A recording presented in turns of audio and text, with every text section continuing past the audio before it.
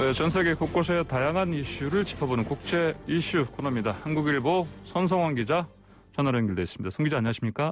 네, 안녕하세요. 네. 자, 먼저 조 바이든 미국 행정부가 취임 초부터 중국과 마찰음 내는 모습입니다. 보니까 어떤 방식으로 중국을 상대로 전방위 공세 펼치고 있나 좀 설명 좀 해주십시오. 네, 27일이죠. 젠사키 백악관 대변인은 브리핑에서 중국 화웨이 등 신뢰할 수 없는 공급업체들이 만든 통신 장비가 미국과 동맹국의 안보에 위협이 되고 있다 이렇게 말했습니다. 예. 또 통신 네트워크 보호를 위해 동맹과 협력하겠다 이렇게도 했습니다. 미국 동맹의 정보를 빼내려 방법을 가리지 않는 사실상의 적국으로 중국을 규정한 것이죠. 이렇게 일단은 기조가 적대라는 면에서 뭔가 모양새는 전임 도널드 트럼프 행정부와 별반 다르지 않습니다. 하지만 좀 방식에는 차이가 있는데요. 중국을 1대1로 상대하는 대신 국제사회와 동맹국과 함께 이렇게 포위하고 좀 따돌리려 한다는 점에서 그렇습니다. 네. 네네. 네, 그러면 한국까지도 이제 같이 포괄을 한다 이렇게 봐야 되겠습니까? 네, 그럴 가능성도 있어 보입니다. 예. 일단 지금 미중 신냉전이 지속될 것으로 전망되는 가운데 예. 제이크 설리번 백악관 국가안보보좌관, 한국으로 치면 청와대 국가안보실장이죠. 4가지 대중국 접근법을 제시했습니다. 첫 번째는 중국과의 체제 경쟁에서 이길 수 있도록 인종 불평등, 경제 불평등 등 미국 내부 과제를 해결하는 것입니다. 설리번 보좌관은 예. 집안을 정리하는 일이라고 표현을 했습니다. 첫 번째는 집안 정리. 예. 두 번째는 네. 두 번째는 동맹을 모으는 것입니다. 예. 세계 경제에서 미국이 차지하는 비중은 25%지만 동맹과 합치면 50%에 달한다고 합니다. 예. 그래요. 네, 세 번째는 네. 인공지능 등 기술 경쟁에 투자하는 것. 마지막은 행동할 준비를 하고 분명하고 일관된 목소리를 내는 것입니다. 예. 자, 그럼 그 두 번째 부분 있잖아요. 동맹. 네. 이걸 좀 봐야 되겠는데, 동맹국을 통해서 견제한다. 이거는, 그러면 트럼프 대통령 때는 좀 많이 다르네요, 보니까. 그렇죠? 네, 맞습니다. 예. 그때 근데 트럼프 행정부 때 꾸린 협의체가 하나 있지 않습니까? 쿼드라고 하죠, 쿼드? 네네. 이건 어떻게 되는 겁니까? 네, 일단 설리번 보좌관은 트럼프 행정부 때 중국 견제를 위해 꾸린 4개국 협의체죠. 말씀해주신 쿼드는 예. 계승해서 발전시키겠다 이렇게 밝혔습니다. 쿼드는 미국의 전통적인 동맹인 일본과 호주, 여기에다가 비동맹국 지위를 고수하던 인도까지 합류해서 구성된 협의체입니다. 예. 그래서 중국 견제용이라는 평가를 받습니다. 설리번 보좌관의 이런 발언은 바이든 행정부가 트럼프 전 대통령의 미국 우선주의 외교 노선과 결별을 선언했지만서도 쿼드 협의체는 트럼프 행정부의 긍정적인 유산으로 발전시키겠다는 의지를 담은 것으로 해석이 됩니다. 예. 또 설리번 보좌관은 쿼드의 경우 이를 강화하고 활기를 불어넣기 위해 이전 정부가 취하지 않은 조처를 할 것이라고도 밝혔습니다.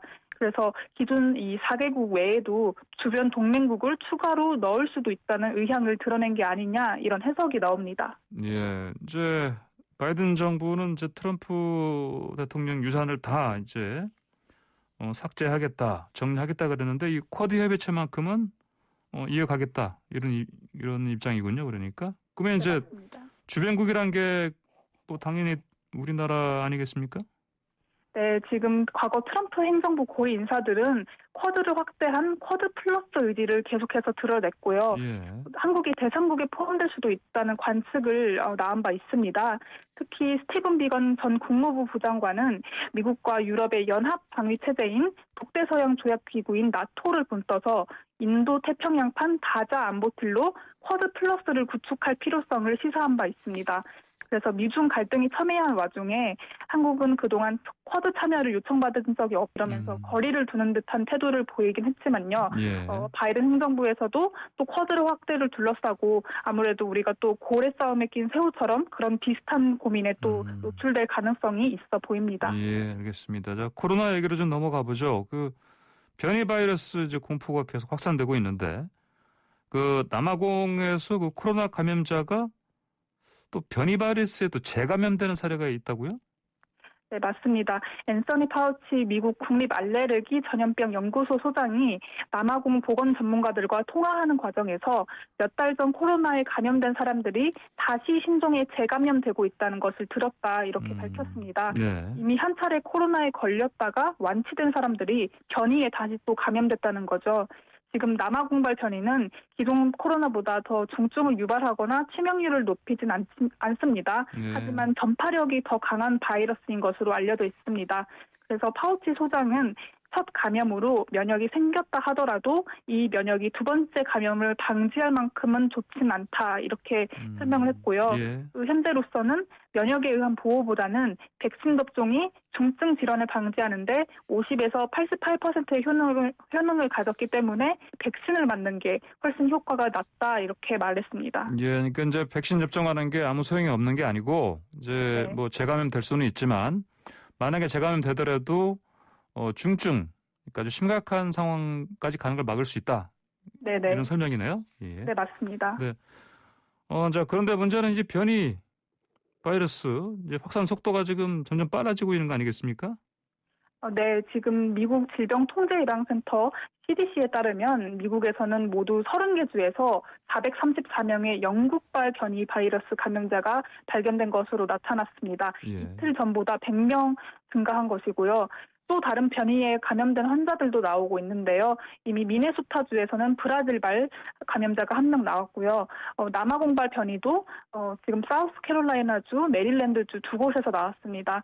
그래서 전 세계적으로 볼 때는요, 영국발 변이의 경우 70개국 이상으로 확산을 했고, 남아공 변이는 31개 나라에서 확인이 됐습니다. 예, 자, 그러면은 우리가 뭐 백신 접종 얘기하면 그 코로나 종결을 뭐 자주 얘기하는데 그럼 변이 바이러스 때문에 당연히 그 이런 코로나 뭐 종결 당연히 지연될 수밖에 없겠습니다.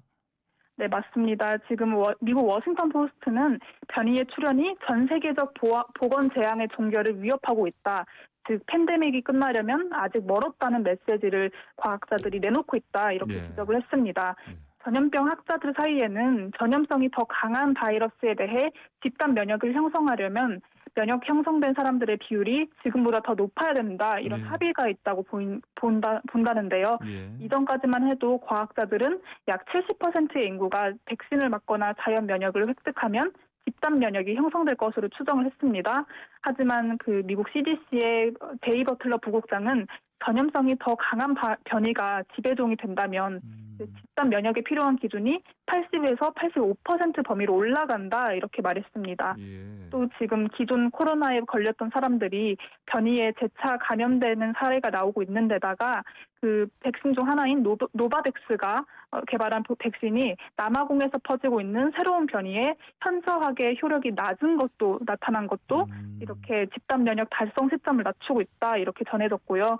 미국 국립보건원 프랜시스 콜린스 원장은 추가로 만약에 변이가 두어 차례 더 나타난다면 정말로 걱정하기 시작해야 하는 상황이라고 말했습니다. 그는 최선의 시나리오는 사람들이 최대한 빨리 백신 접종을 해서 80%의 접종률에 도달하고 백신의 저항력이 강한 다른 변이가 출현하지 않는 것이다 이렇게 말했고요. 최악의 시나리오는 사람들이 계속 무책임한 태도를 유지해서 전염성이 강한 변이가 미국을 휩쓸고 또 백신이나 이런 치료제, 이런 자연 면역이 모두 효력을 발휘하지 못하는 경우다라고 말했습니다. 그래서 콜린스 원장은 이 경우에는 완전히 새로운 백신을 처음부터 다시 재설계해야 된다 이렇게 지적을 했습니다. 그래요. 자 그러면 이제 백신 얘기, 이제 우리 한국도 이제 곧 백신이 들어옵니다만 유럽에서는 이제 뭐 지난해 12월 초부터 특히 영국부터 해가지고 뭐 백신 접종 시작했는데. 근데 뭐 이게 백신 공급 때문에 막 그 잡음이 좀 많이 들립니다 보니까 유럽에서. 네, 맞습니다. 유럽연합 EU 집행위원회가 영국 제약사 아스트라제네카의 코로나 백신 사용을 조건부 승인했지만 고령자에 대한 안정성 우려 그리고 공급에 대한 우려가 아직 사그라들지 않고 있습니다. 지금 독일 정부에 이어서 에마뉘엘 마크롱 프랑스 대통령도 아스트라제네카 백신 효능에 의문을 제기한 상황인데요. 마크롱 대통령은 65세 이상에게는 백신이 무효한 것과 다름없다고 본다라고 말했습니다. 독일 예방접종위원회가 앞서 65세 이상에 대한 임상 자료가 부족하다면서 아스트라제네카 백신을 65세 미만에만 접종하는 방안을 검토했는데 여기에 이어서 마크롱 대통령까지 불신의 뜻을 밝힌 거죠. 마크롱 대통령은 영국의 백신 접종 정책에 대해서도 저격성 발언 이어나갔는데요. 저번에도 말씀드렸다시피 영국에서는 2차 백신 접종 간격을 최대 12주로 연장을 했지 않습니까? 예. 여기에 대해서 한 차례 접종으로는 면역이 덜 갖춰져서 바이러스가 적응하게 된다. 그래서 변이가 퍼질 수 있다는 게 과학자들의 설명이다. 이렇게 마크롱 대통령은 꼬집었고요. 예. 영국은 이에 대해서 즉각 반발했습니다. 영국 정치권과 과학계에서는 마크롱 대통령의 발언이 비상식적이며 거짓이다. 이렇게 맹비난했다고 합니다. 예, 자, 영국과 프랑스 간의 기싸움.